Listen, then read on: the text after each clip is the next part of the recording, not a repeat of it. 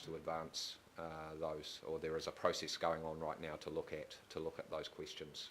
Yeah, so they could come out through that future port study, and then we could move into another phase to look at that ownership issues. Okay, thank you. Yeah, thanks. Good question. Councillor Wayne Walker. Sure. Yeah, thanks for the report. I've got a few things that may amount to questions, or they might be just some comments, and I think what you've kicked off is a conversation. One of the things that I would suggest is that, as much and all as there's a bundle of information at this level, there's a conversation that I'd suggest the council needs to have at a higher level, that is above this. And my view is that we haven't really had enough of that. So I don't think that we're especially good at dealing with the competing objectives amongst the council-controlled organisations. We still don't have our act together there, and that's reflected in a number of decisions recently. The film studio issue, for example, where on one hand there's ATEES, it's got objectives, there's Panuku, it's got other objectives, and then conceivably other things on top of that.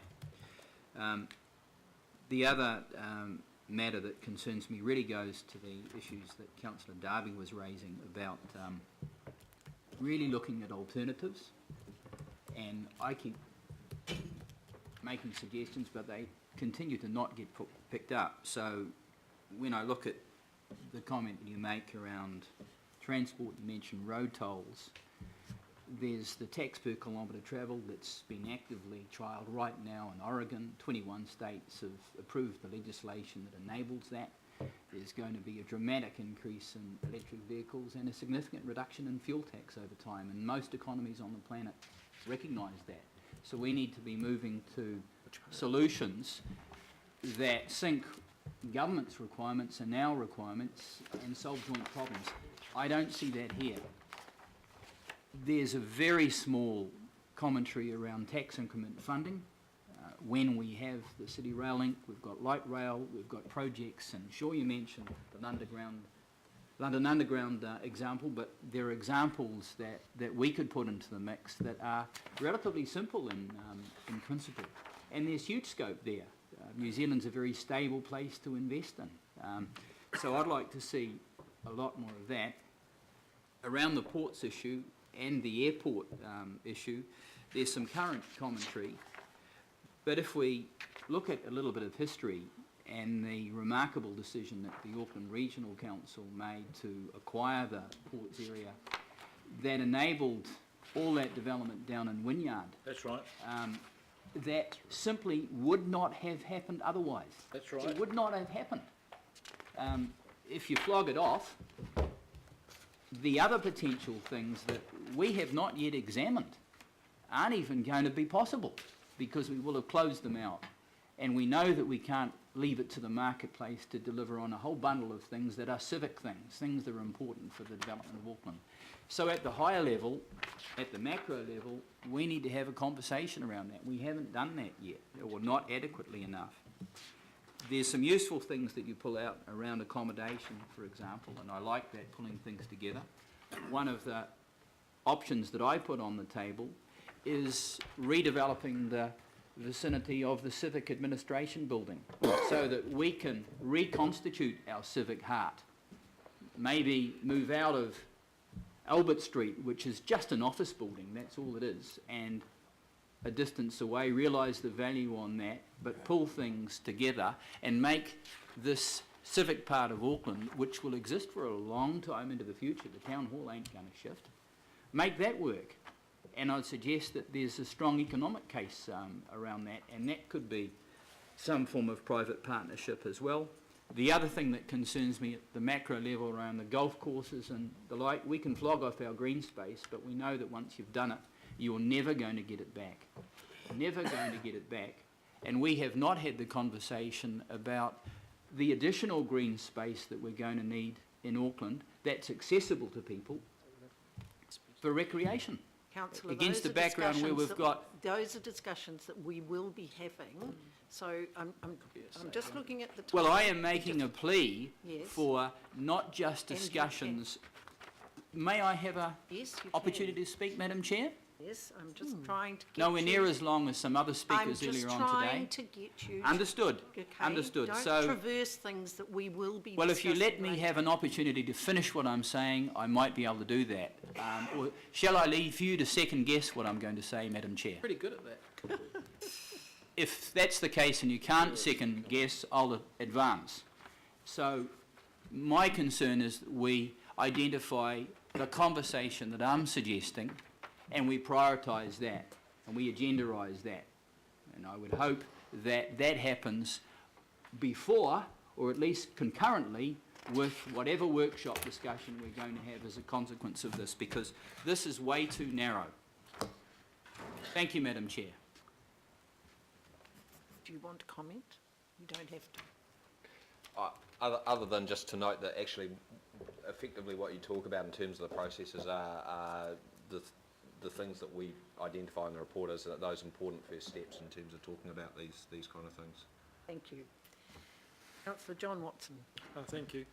Yeah, I just wanted to ask you about one of your comments that you made up in the operational performance, where you make the observation that improving the efficiency of existing expenditure reduces the overall requirement for revenue funded from rates, which is of course is a given. What I'm wondering is that whether the kind of the scope of your study really is sufficient in your mind. It seems to be, I guess by nature limited, given the overall sort of brief that you were undertaking.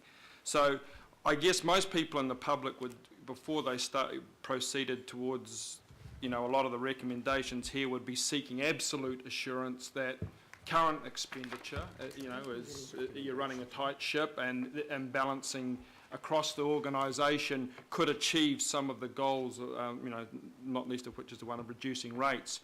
So wouldn't it have been appropriate in the first instance, or even more so now, to get some sort of really independent, thorough, rigorous analysis of that before proceeding, to stage 2, which this seems to me to be stage 2. So to give you an example, across the organisation, we don't have much oversight over, Auckland Transport or RFA or things like that. But conceivably, if you were to look at that efficiency of existing expenditure, might go a long way to addressing a number of the shortfalls that are identified in your report. You haven't done it. Shouldn't that have been done as a first up? A far more rigorous analysis of that right across all sectors of the council. So councillor, just remind councillors that's not what their brief was. No, but So, I mean, their brief is to reduce the effect on rates, isn't it? So what I'm saying, and I think would be an entirely logical starting point, is shouldn't you, and I'm not casting any aspersions on you guys, but as the organisation, shouldn't that be the first port of call and an overall aim such as is emerging from these briefs? I'll take that, Madam Chair. If I refer to page 69, that is in fact the very first action that we have asked to be taken. Yep. Okay. Yep. Great. Well, thank you. Can I... Madam Chair, just before you Well, I finish up, just... yeah. Yep. I think it's important to note, and it's been a number of councils have talked about recommendations from this report. Well, we've got some recommendations coming. No. Oh, sorry. They talk about recommendations within the report. Yep. And I think it's important to point out that the only recommendation that I can find is a recommendation not to proceed or recommend any further investigation of options until the pending future port study has been completely digested by the relevant decision makers. That's right. I think that seems to be the only recommendation in here. Yep. There's no recommendations in here. These are, it's up to us to make the recommendations. Absolutely. Absolutely. So, look, thank you very much. You can see, Councillor Wood, you've already asked a question. Councillor, can I thank you very much? You can see that this is just the beginning of going to be a very interesting and often emotional debate, I think, at various times. So thank you very much. A very readable report and very well done, and raises some good questions. Thank you very much. Councillors, I'm very conscious of time. Do you want to have a 2-minute break, or are you happy? So I think of a 2-minute break, and then we'll have Cameron and Partners, and then we'll have lunch. And then we'll have the debate. Okay? Oh, the chair's got to come.